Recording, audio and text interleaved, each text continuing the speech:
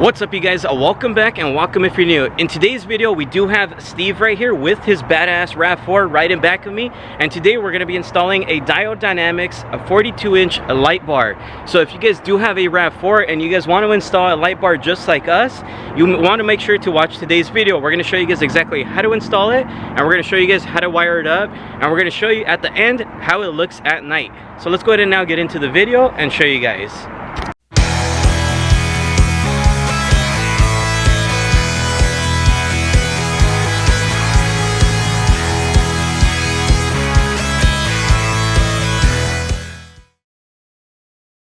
What is up, you guys? As Jesse stated, today we are going to be installing my light bar onto my Rav4. Now, looking down here, as you can see, if you have a Prinsu roof rack, you will know that the cutout is made for a 40-inch light bar.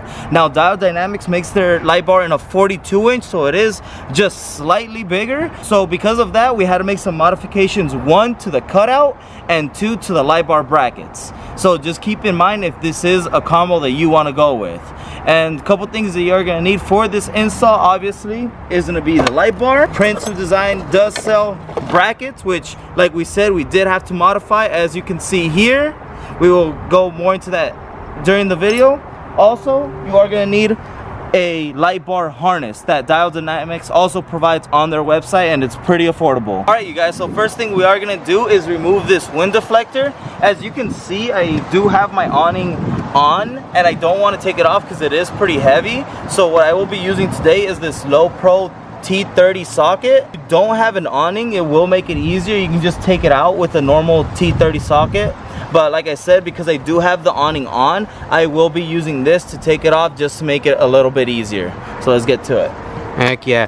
And just in case you guys are curious what that is, that's basically a wrench for torque spits, and it's a lot more slim than regular ones. So as you can tell, it fits in really tight locations, just like we have here. And noticing there's going to be one screw right here at the bottom that he's loosening right now, and then there's going to be one more right next to it at the top. Those two are going to have to come off. Once we do that, then we could go ahead and move on to the other opposite side and do the same exact steps. Alright, you guys, so now that you're removed both of those screws, as you can tell, Steve's both fingers are on each screw, one at the top, one at the bottom. So once you do that, this side is now loose. So what you want to do in this step here, you can do it alone, but it's best if you guys do have a buddy. So for me, I'm going to be sitting here on this side holding this, while Steve goes on the opposite side and removes those two screws as well.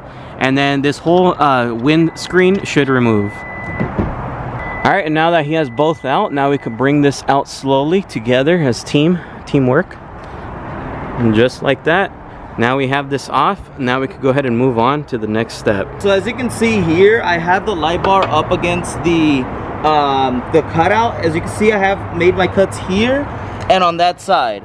Like I said, the reason you want to make your cuts is because this is a 42-inch light bar, and when they make their deflectors at Prinsu, these are for 40-inch light bars. So just keep that in mind. One thing also I want to note is once you do cut it, as you can see, there is exposed metal here. You do want to paint that once you're done. Yeah, and it's going to look freaking awesome. Like we stated, we do have a 42-inch light bar from Diode Dynamics. That's why we had to go that extra step. Now if you guys do have a 40-inch light bar, then that's different. But here we go. Let's get it. Now that we have the wind deflector off, we are going to get our brackets, and as you can see here, I did shorten these. You will have to measure these for your specific application, and we also added the two bolt holes here, so that way this can be nice and secure. So once you do have your brackets cut and measured for your specific application, whether you're using a Diode Dynamics or another brand of light bar, what you're going to do next is grab 4 carriage bolts, and what we're going to do is we're going to slide them inside the rail on the Prinsu wind deflector bar. So and right here, it's going to be 2 for each side, 2 on this side, and then of course 2 for the other side for the other bracket. Now what we're going to do is we're going to get our bracket and just install it very loosely, just like that. We are going to go back into our baggie of goodies, and we're going to grab washers and nuts. And just like I said, guys, you want to put these on very loosely, and if these washers and nuts look used, that's because they are. Like we said, we were test fitting things, making sure everything worked before recording. And one thing I did want to take note for you guys, noticing on this bracket, This is probably not how it's supposed to be 100% installed, but since we are using a different light bar, we had to kind of mock things up, of course, like cutting and doing new holes. But you're gonna notice, I believe this bracket originally is supposed to be sitting backwards, but as far as for our application to make this work, we have the bracket sitting forward. As you guys can see, the bracket's going forward towards the windscreen. So we're gonna do the same exact steps onto the opposite side. As you can tell, he's already started it, and same thing, brackets facing forward. And now he's just gonna put the washers and nuts, and then we'll get on to the next step. Out there loosely put on. Next thing we're gonna do is we're gonna get our light bar and we are gonna mount it into the bolt. Now the bolts for the light bar are gonna be provided inside of the Diode Dynamics box. And so what you're gonna do is you're just gonna line this up. You can either pick the high spacing or the low spacing here, as there are two bolt holes. I'm gonna choose the lower of the two just because I do want it to sit as flush as possible with the wind deflector. Yep. And what you want to do here is you just want to hand tighten for now. Everything is loose. That way we can move things around and adjust to where we need them to be. And once you do one side, now you want to do, of course, the opposite side. So of course, right now we have it all mocked up. Everything's good to go. All we need now is to reinstall it onto the vehicle and, of course, run the wires, which is super easy. But I'm going to go ahead and show you guys kind of what we tightened down. So looking on the back side. So right now, flipping it over, let me show you guys. So for the bottom, mounting it onto the actual bar right here, as you can tell, there's two nuts there.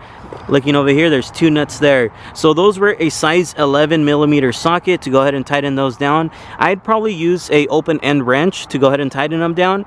Once you do that, then of course looking on the side over here, you're gonna notice there is an Allen key bolt there, and then looking on the opposite side over here, there's also an Allen key there. So for that one, it was a size 4 Allen key to go ahead and tighten that down. As you can tell on this, we still have it a little bit loose, so we can kind of maneuver it up and down. Once we install it onto the vehicle, we'll tighten it all the way down. As you can see there, you can move it.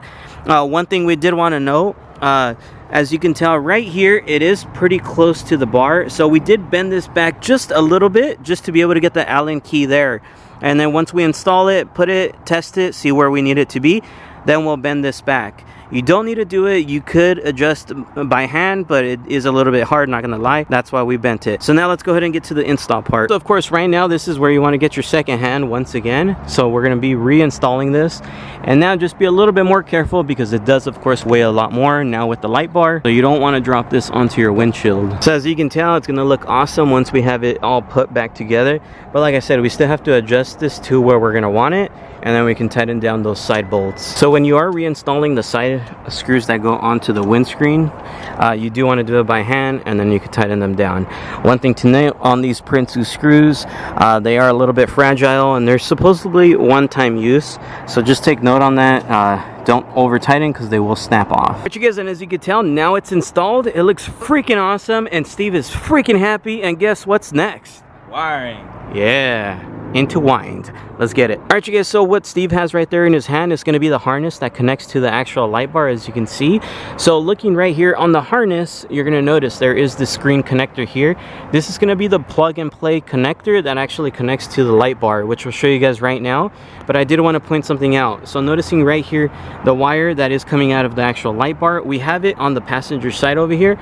Reason why is we wanted it to be like kind of like a straight line going down that way. If we did have the wire coming out from that side, now we have to roll it up, we'd have to use a bunch of zip ties, and there'd just be a lot of access wire just chilling there.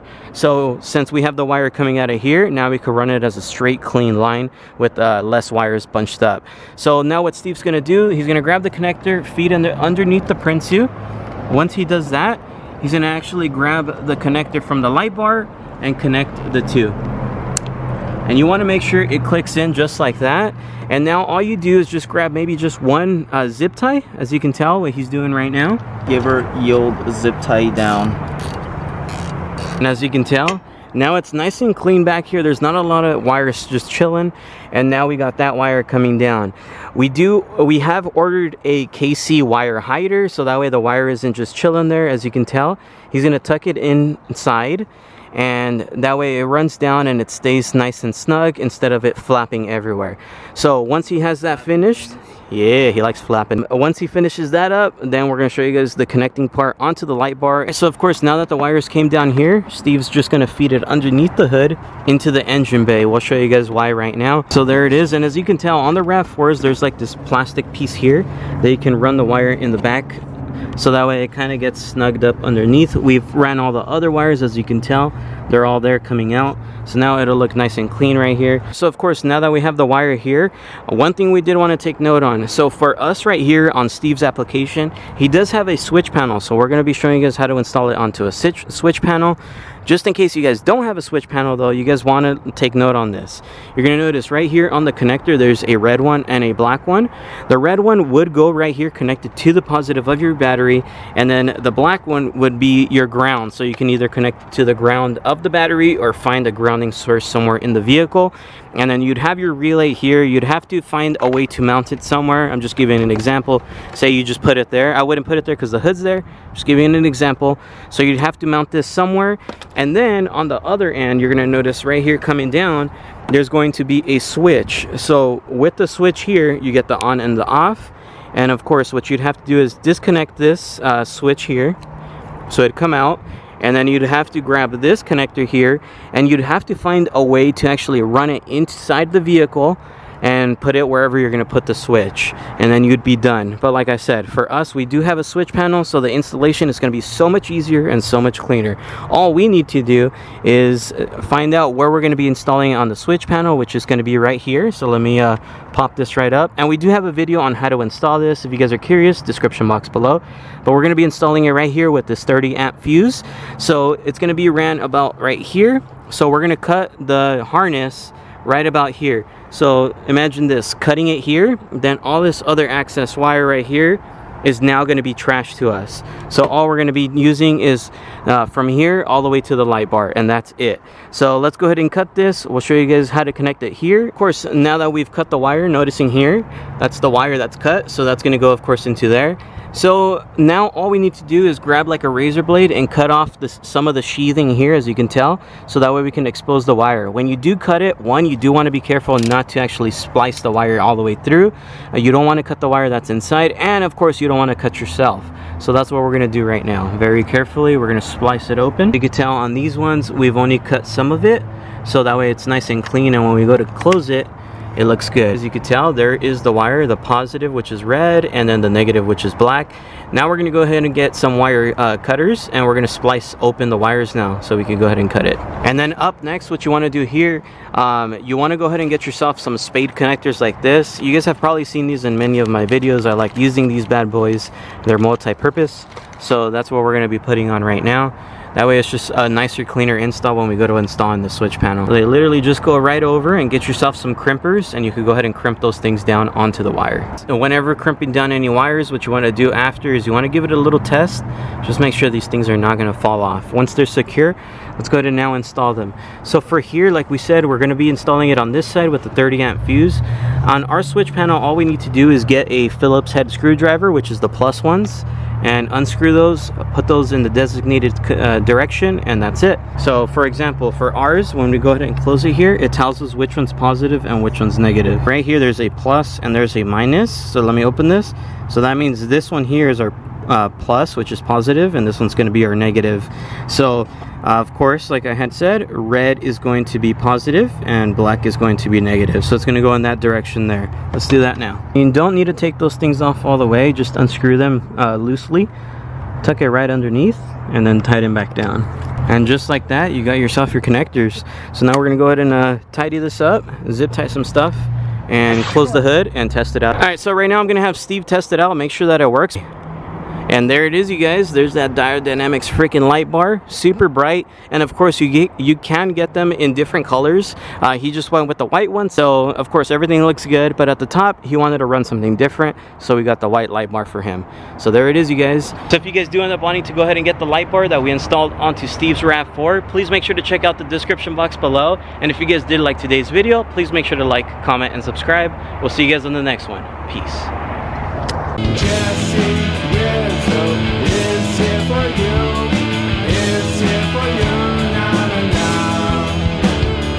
Like I said, it's super simple. Please feel free to subscribe.